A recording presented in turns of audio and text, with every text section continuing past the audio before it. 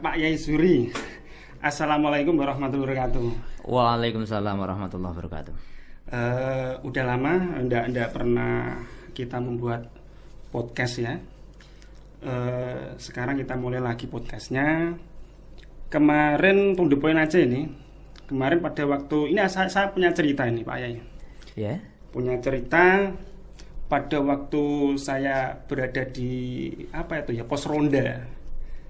Pada waktu berada di pos ronda, ketemu ya ada teman-teman main, teman-teman satu kampung lah. Ada yang main catur, ada yang sekedar ngobrol. Nah, tiba-tiba saya didatangi oleh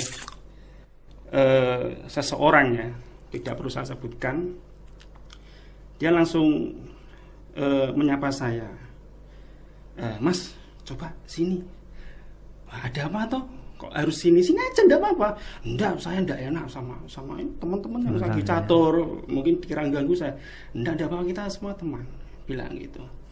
Enggak lah, ya udah. Akhirnya saya agak geser dikit gitu Pak ya, enggak sampai bercampur dengan anak-anak yang lagi Agar catur. enggak terdengar. Iya, agar enggak terdengar gitu. Terus saya sudah mikir ini, wah ini mungkin rahasia ini mungkin. Oleh yang penting, yang besar. Mungkin rahasia ini. Terus akhirnya ya oke lah.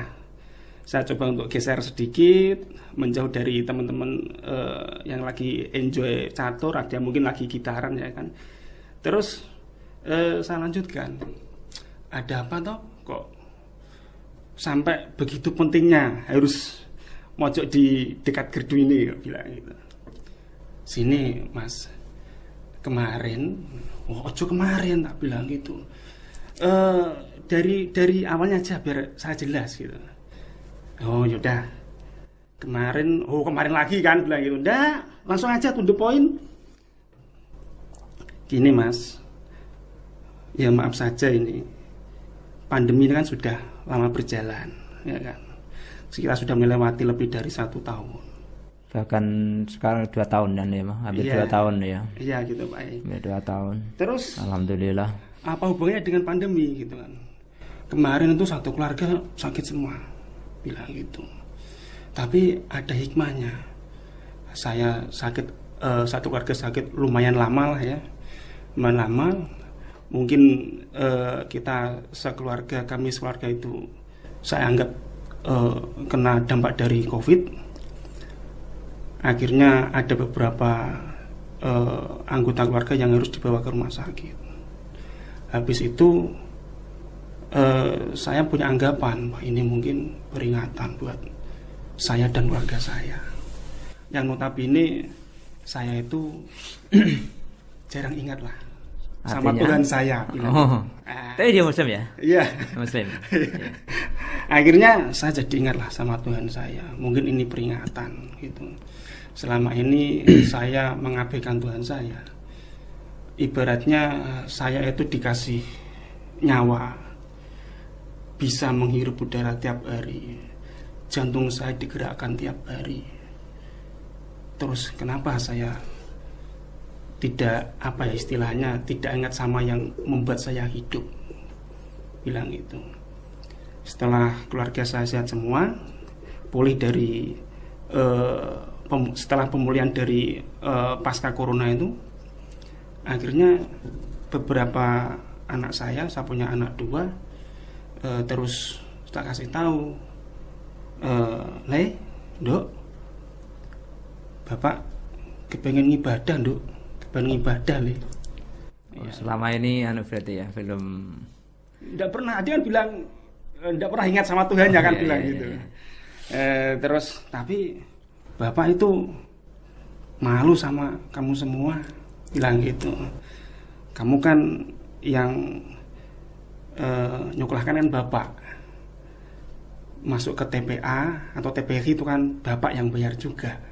Dan nyuruh juga Bapak. Ngaji dan sebagainya, mungkin anak-anaknya itu ya. Terus saya juga malu sama kue, Nduk, sama kue, Le. Nah, kalian itu. Iya. Udah pada ya rajin ibadah.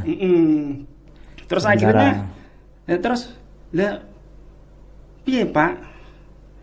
Ya aku tolong diwarai lah, diajari sholat itu piye. Dengan terpaksa itu mas saya bilang gitu sama anak.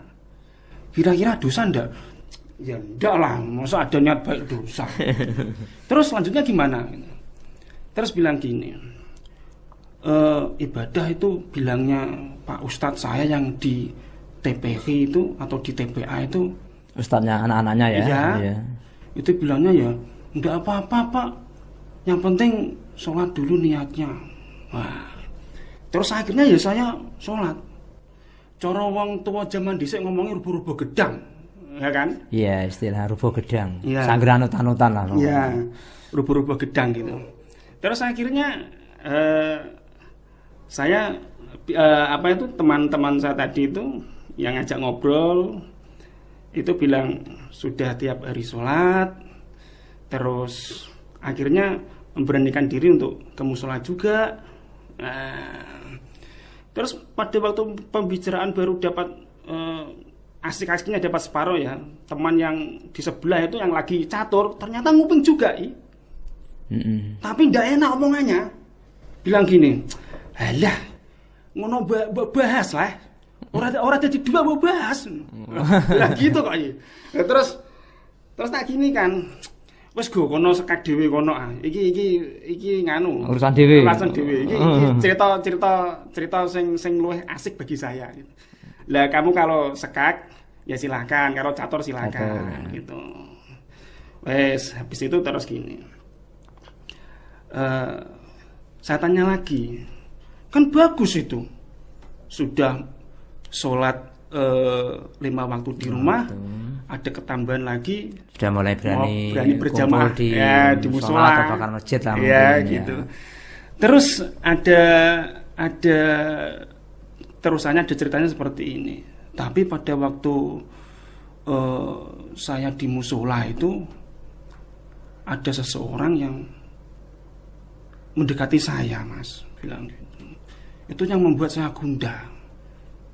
Loh didekati kok gundah, saya bilang gitu. Emangnya cewek, tak bilang. Enggak Mas, cowok orangnya. Ya baik, orangnya juga baik.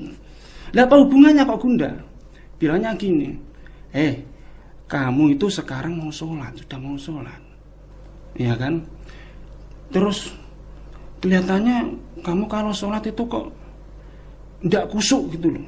Saya sendiri kan enggak tahu kusuk itu apa, ya kan? Orang tadi. Iya, orang tadi bilang gitu. Terus akhirnya saya juga gundah itu. Saya kebalik tanya, kusuk itu apa toh Mas? Bilang gitu, ya kan? Orangnya bilang seperti itu. Kusuk itu ya lebih konsentrasi dalam ibadah, lebih memfokuskan diri menghadap Tuhannya gitu. Lah masalahnya gini Mas Tiong, saya kan baru latihan ini, ya kan? Nah teman saya tadi bilang gitu, akhirnya saya gundah, akhirnya saya kendor lagi, itu kan. Dan dia bilang gini, kalau bacaan kamu salah itu tidak akan diterima, bahkan dosa, bilang gitu. Bacaan salah, ya kan. Terus ini saya tanya sama Mas Tiong, bilang gitu. Akhirnya ya tak jawab gini tak jawab ya, ini saya juga serius, saya bisa jawab ini. Ya Mas, tak dungokke ya, tak rungokke ya. Jawabannya itu gampang sebetulnya. Akhirnya saya ngeles kan, saya juga tidak punya ilmu untuk menerangkan yang lebih detail yang benar. Ya akhirnya saya bilang gini aja, kalau kamu ingin tahu jawabannya, saya tak tanya dulu sama Pak Ustadz saya tak tanya dulu sama Pak Yai saya. Loh, sama juga bohong bilang itu. Tapi saya janji, saya akan menanyakan. Daripada saya salah bicara, ya kan, akan saya tanyakan. Lah pada kesempatan ini Pak Yai, ya ini saya mendapatkan amanah dari seseorang tentang ibadah, intinya ya. Ibadah yang baru latihan bagi orang yang mungkin baru bertobat, ya mungkin baru ingat sama Tuhannya, atau mungkin mu'alaf, ya kan. Atau mungkin dari kecil memang muslim cuman nggak terbiasa ibadah, istilah orang Jawa itu wong abangan, tua-tua pengen ibadah, iya seperti itu. Akhirnya kan bacaannya ya pretotan, tidak karu-karuan, mungkin rukuk saja memancatkan kakinya juga kesulitan, akhirnya jepampangan nggak karu-karuan dan macam-macam lah istilahnya. Iya, betul. Itu banyak terjadi sebetulnya ya. Iya. Makanya ini untuk menyikapi hal seperti itu, biar teman saya itu terus tidak ngelokro, tidak kendor, terus merasa tidak ada artinya saya beribadah selama ini sudah sekitar 3 minggu bilangnya. Iya, katakanlah ya perubahan ya. Dia mengambil sebuah perubahan. Iya. Terus dirasa dia nggak ada artinya. Iya, makanya seperti itu. Karena ada yang komen atau orang yang berpendapat lah ya. Sebagian berpendapat seperti itu. Makanya ini saya tanyakan Pak Yahya yang punya kompetensi, punya kapasitas untuk menjawabnya. Terus kedepannya biar teman saya nanti itu bisa jelas, mungkin bisa saya pertemukan dengan Pak Yai atau mungkin saya bisa menerangkan setelah mendapatkan ilmu dari Pak Yai ini. Sekarang bagaimana menyikapinya? Monggo Pak Yai kaji tentang hal seperti ini. Biar apa? Biar nanti teman-teman yang baru dekat dengan musola, dekat dengan Tuhannya, mulai memperbaiki ibadahnya gitu. Biar akhirnya tadi itu punya semangat lagi, gitu. Jadi semakin tumbuh semangatnya, seiring berjalannya waktu mungkin dia akan tahu yang namanya apa tadi, khusyuk, ya kan? Iya. Tahu yang namanya ibadah yang benar seperti apa, syarat rukunnya dan sebagainya. Iya, gitu. Oke. Saya awali dari kronologi yang Anda ceritakan itu. Sebetulnya mungkin dari dulu ya, kuno itu selalu ada. Bahkan saya sendiri ya mungkin sudah ada 2 atau 3 tahun yang lalu kan ya sempat hampir sama ada orang tanya seperti itu, karena orangnya itu memang muslim tapi dari kecil memang nggak biasa ibadah, tapi tua-tua kan dia ibadah kemudian belajar masuk masjid ya. Jadi di masjid saja itu teman-temannya yang seakrab, tapi akrab dalam arti mungkin ya tetangga dan sebagainya. Ngapain kamu di sini kan gitu. Padahal mungkin sekedar kumpul di musola. Enggak, dia itu sudah mau kan Jumatan. Iya, Jumatan. Dia sudah mau betul-betul ingin seperti orang-orang kalau Jumat masuk masjid, kalau biasa sering jamaah di masjid kayak gitu ya. Jadi yang biasa sholat itu justru orang yang sudah lama biasa sholat di situ kan tahu kalau dia itu enggak pernah naik masjid kan, enggak pernah masuk masjid itu kayak dibully kan. Ngapain kamu sini? Ora panas mlebu masjid itu kan. Iya, ada loh yang seperti itu. Iya, itu kan wah kacau. Kasihan juga ya. Tapi saya mohon ya, ini apalagi di podcast seperti ini biar banyak yang nonton juga. Saya mohon janganlah, sangat-sangat kasihan orang seperti digitukan itu sangat kasihan. Bagaimanapun juga mereka itu sudah sangat, bahkan nggak cuma sangat bagus berubah. Iya, dalam arti secara hitungan luas itu tobat ya, dan itu tobat ya, dan tobat itu kan sesuatu yang luar biasa. Taubat itu yang ditunggu-tunggu Allah dari hamba-hambanya itu. Sampai mereka diberi umur panjang, sampai mereka diberi macam-macam itu taubatnya ditunggu.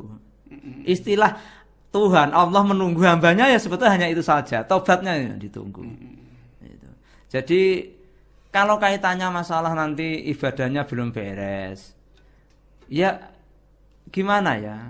Bagaimana mungkin orang yang tidak terbiasa ibadah, kemudian ibadah, apalagi memulainya itu sudah umur tua ya. Nah, rukuk itu kadang-kadang kelihatan lucu, nanti sujud ya lucu, apalagi duduk tahiyat awal, duduk tahiyat akhir. Itu kalau nggak biasa kan canggung, kesulitan. Gitu. Iya, lucu sekali, sangat lucu sekali. Nah itu ketika kita janggal itu kita ungkapkan bahwa kita untuk jadikan bully-bulian, nah itu bahaya ya. Jangan sampai. Ya tentu saja salah. Orang yang menggitukan itu maksudnya itu salah. Nah, kebetulan harusnya ini ngaji tafsir biasa ya. Ini kita jagung tanjab ya lah, ya bagus lah. Kajian tafsir kita ada di surat Al-Baqarah dan ini kalau dalilnya istilahnya itu berkaitan dengan Allah itu tidak butuh kehebatan ibadah kamu dalam bentuk gerakan atau ucapan dan sebagainya. Walaupun semua itu sebetulnya juga menjadi syarat rukun, akan tetapi tidak merupakan sebuah kewajiban. Dalam arti bagi yang tidak mampu atau belum mampu. Belum mampu. Nah, belum mampu. Terus gimana kan gitu? Apakah nggak sah ibadah ya? Atau katakanlah ada filosofi gini, sholat itu daripada nggak khusyuk, nggak usah sholat. Apa gitu? Sholat ibadah kalau tata caranya belum benar, lebih baik nggak usah sholat. Apa seperti itu? Nah itu orang awam kadang-kadang itu nggak tahu ya, mereka itu memang salah dalam berpendapat atau mereka memang nggak tahu atau bagaimana, atau memang mereka yang membuli karena biasanya orang yang tidak biasa masuk masjid itu kemudian ke masjid itu memang kadang-kadang banyak yang mentertawakan. Nah ini yang repot itu. Ini ada di akhir surat Al-Baqarah ini ya. Lafadznya atau ayatnya itu Bismillahirrahmanirrahim, la yukallifullahu nafsan illa wus'aha. La yukallifu, ora memaksa. Harus begini, harus begini, harus begitu. Sapa Allahu Allah nafsan ing jiwa atau ing seseorang ya bisa, atau ing kepada orang. Illa wus'aha, kecuali kemampuannya. Kemampuan dari jiwa tersebut atau kemampuan dari orang tersebut. Ini ada di akhir surat Al-Baqarah. Jadi Allah itu tidak pernah memaksakan idealnya ibadahnya seseorang kecuali memang dalam kemampuannya. Lah maka orang yang baru-baru berawal atau belajar ibadah, sholat dan sebagainya, bagaimana mungkin kita bisa menuntut orang tersebut untuk pertama bacaannya harus Alhamdulillahirabbil alamin harus kan, kalau enggak gitu wah enggak sah. Ghairil maghdubi alaihim waladdallin. Lah kalau orang-orang yang baru belajar, apalagi mau dari kecil, oke lah katakanlah orang Indonesia itu ya muslim ya. Tapi kalau memang tidak terbiasa ngaji dari kecil, tahu-tahu sudah umur 50 tahun belajar baca Quran, baca Fatihah lah untuk sholat itu ya. Tetap pletoten. Iya, tak jamin pletoten. Lah apakah seperti itu enggak diterima? Enggak usah khawatir. Terima atau tidak itu urusan Gusti Allah. Kemudian manusia mengatakan, wah itu enggak terima kalau enggak makhrajnya begini atau tajwidnya begini enggak diterima. Enggak ada. Berarti di Al-Baqarah tadi ada poin ya? Ada ayatnya. Allah menekankan.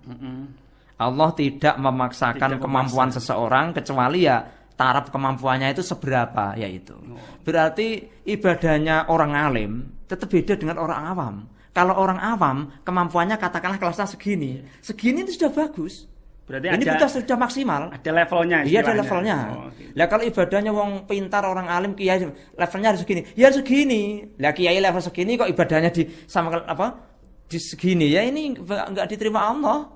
Dia itu sudah mampu mencapai level 7 katakanlah. Tapi kok enggak dipakai? Yang dipakai kok level 4. Ya tentu saja dia enggak diterima. Membaca Fatihah, Alhamdulillahirrahmanirrahim. Maaf ini kalau sholat tarawih terutama. Wah itu. Enggak tahu lah ustaz kiai kadang-kadang itu ngimami luar biasa cepat. Bismillahirrahmanirrahim. Ya enggak tahu soal itu. Padahal dia mampu untuk fasih, untuk tartil, tajwid dan panjang pendeknya dia mampu, tapi kalau nggak dipakai, ya jelas yang seperti itu ya nggak diterima. Nah, tapi kalau bagi yang memang kemampuannya seperti itu, saya itu punya jamaah, Mas. Memang sekitar umurnya itu 55-57an ya. Iya. Dan alhamdulillah setelah dia itu betul-betul rajin sholat itu 2 tahun kemudian meninggal. Sangat beruntung sekali. Iya. Sulitnya bukan main untuk mengajari Fatihah saja itu. Awalnya enggak hafal. Apakah kemudian belum hafal ini terus enggak usah sholat? Enggak. Saya suruh sholat baca Allah. Iya. Saya suruh baca Allah. Pokoknya yang bisa saja. Allahu Akbar, Allah. Kalau makmum sampai imamnya rukuk baru ikut rukuk. Rukuk baca apa? Rukuk pemula disuruh baca Subhana rabbiyal azimi wa bihamdi, Subhana rabbiyal azimi wa bihamdi. Ya sangat sulit lah. Iya. Terus baca apa Pak Ustaz, Pak Yai? Kamu bisanya apa? Ya bisanya Allah. Allah saja bilangnya Allah. Itu gimana? Terus kemudian apakah kalau begitu belum sholat dulu? Apa gitu? Iya. Wah ya nggak bisa. Enggak. Lebih baik sholat walaupun bacaannya peletotan nggak karuan karena memang kemampuannya seperti itu. Oh, iya. Iya. Loh ini jelas ayatnya jelas la yukallifullahu nafsan illa wus'aha. Usaha itu wasa itu kemampuan Mas yang dia bisa. Iya. Lah, memang kemampuannya seperti itu. Kok dipaksakan seperti Ustadz Kiai yang biasa ngaji harusnya kalau ini walau dolin kalau dotnya nggak fasih itu nanti nggak diterima. Waduh. Lah ini kalau begitu ya sholatnya orang awam nggak ada yang diterima semua. Iya. Terus berarti gini ya Pak Yai ya. Meskipun kita masih dalam taraf belajar ya, teman saya tadi dalam taraf belajar. Istilahnya mau melafadzkan Al-Fatihah itu aja sulit ya. Sulit. Katakanlah baru Allah. Bahkan Allah. Ilat Jawa ya kan. Iya. Allah. Tapi tidak diharuskan untuk mandek di situ kan. Harus meningkat. Loh kalau soal Iya, itu kan perjalanan berarti ya. Iya. Kalau dia masih dikasih kesempatan hidup ya harus belajar terus. Ikut dilatih baik sendiri di rumah ya tentu saja harus digurukan, yang paling bagus digurukan ya. Digurukan sehingga jika tahu caranya wudu, yang membatalkan wudu, cara sholat, niatnya, syarat rukunnya sholat, terutama yang membatalkan sholat, itu perjalanan. Oh, gitu. Iya ya nggak mungkin spontan kan. Butuh proses. Iya, kalau orang-orang umur 60-an 50 ke atas itu 1 bulan saja dikasih pelajaran sholat itu belum tentu langsung benar semua. Tak jamin, enggak mungkin. Lah apakah kemudian kalau belum bisa kemudian 1 bulan enggak usah sholat? Kan enggak mungkin begitu. Iya. Iya. Ya lebih baik sholat dengan kemampuannya itu. Ya tentu saja begitu. Iya. Dari kesimpulan tadi dalam Al-Baqarah ya kan, berarti tidak memaksakan. Tidak Sesuai memaksakan kemampuannya berarti iya. ya, sesuai kemampuan. Di atas kemampuan hambanya intinya begitu. Oh, gitu. Iya.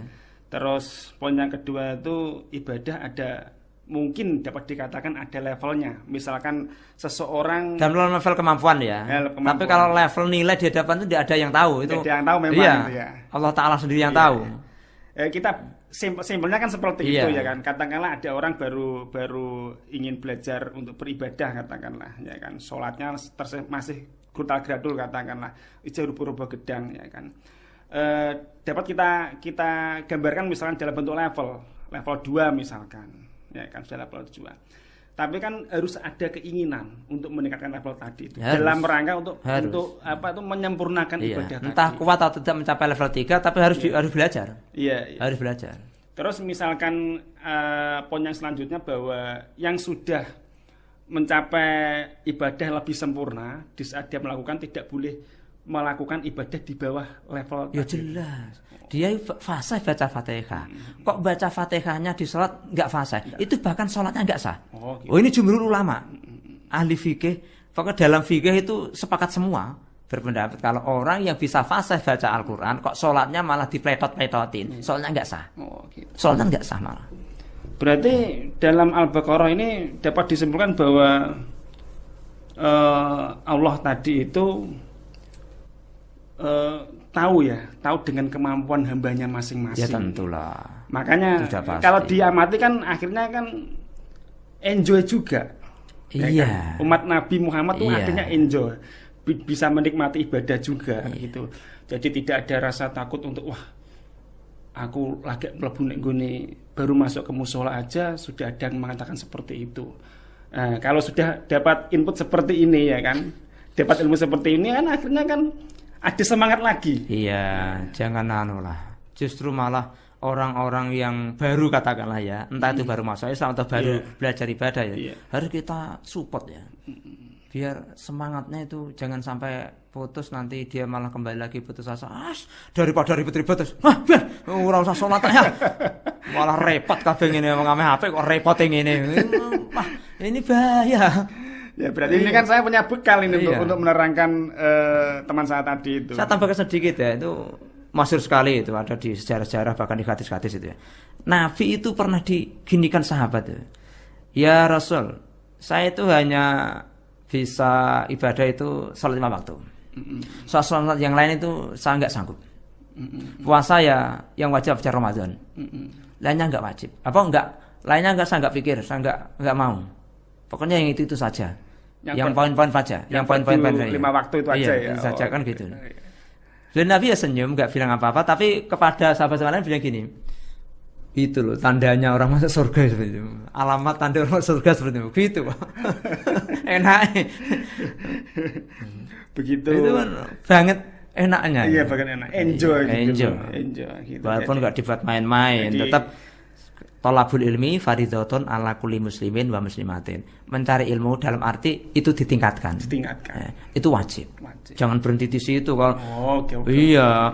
Oh, bisa saya begini, ya udah begini saja. Lah ini yang jadi fenomena di tengah-tengah masyarakat kita itu masih seperti itu. Orang sudah sergap sholat dan sebagainya tapi tidak mau meningkatkan taraf ibadahnya dalam arti hal caranya wudhu, syarat rukunnya dan sebagainya, cara sholat itu enggak mau meningkatkan. Nah itu juga bahaya. Nanti ada pertanyaan sendiri. Gitu. Kamu kok malah enak-enak? Ya tetap seperti itu saya terima kata Allah ya. Katakan istilahnya kata Allah. Ya sholat seperti itu saya terima. Tapi kok saya tunggu itikat baitmu untuk meningkatkan kemampuan dalam beribadah. Kok kalau malah kamu tenang saja nggak mau meningkat itu gimana? Kalau kita ditanya seperti itu kan dia repot juga di hadapan Allah. Oke. Iya. Walaupun sedikit dapat sedikit walaupun sampai mati belum sampai mencapai sempurna. Enggak masalah. Yang penting ada niat usaha. Meningkatkan usaha. Iya, usaha ada ikhtiar. Oke. Ya. Jadi dapat kita simpulkan juga bahwa Islam itu tidak memberatkan ya, tidak memberatkan bagi umatnya. Tak jamin, enggak memberatkan. Iya. Terus untuk masalah argumen yang dari orang yang ngasih pendapat bahwa sholat kamu tidak sempurna gini-gini, itu kira-kira betul enggak? Lah kemudian kalau seperti ini saja ayatnya. Apa mungkin dia tidak memandang kondisi seseorang, dianggapnya mungkin ya. Dia mungkin iya mungkin itu, ya. Tapi yang jelas tidak ada redaksi atau ayat Al-Quran, nas Al-Quran manapun yang ibadah itu pokok harus begini, kalau nggak begini nggak sah atau nggak diterima, itu tidak ada. Kan jelas saya sudah menyampaikan ayatnya. Oke. Iya. Oke Pak Yai, terima kasih atas masukannya. Ini mungkin bisa menjadi bekal saya untuk menerangkan, atau mungkin nanti teman saya akan saya ajak ke panjenengan biar lebih jelas gitu. Iya, insyaallah. Dan mungkin ini juga bisa menjadi masukan buat saya sendiri dan buat khalayak banyak, biar ibadah kita senantiasa selalu ada peningkatan. Iya. Gitu. Terima kasih atas inputnya, atas tausahnya dari Pak Yai Zuhri. Lain kali mungkin kita akan bertemu, dan jika ada pertanyaan pasti akan saya sampaikan. Demi apa? Demi kita semua juga. Iya. Gitu. Dan juga hukum Allah itu memang harus disebarluaskan ya. Iya. Harus diumumkan terus. Diumumkan terus. Yes. Enggak peduli apapun terjadi, pokoknya diumumkan terus hukum Gusti Allah. Ya ini saya terima kasih banyak Pak Yai. Oke. Atas masukannya. Barakallah. Wassalamualaikum warahmatullahi wabarakatuh. Waalaikumsalam warahmatullahi wabarakatuh.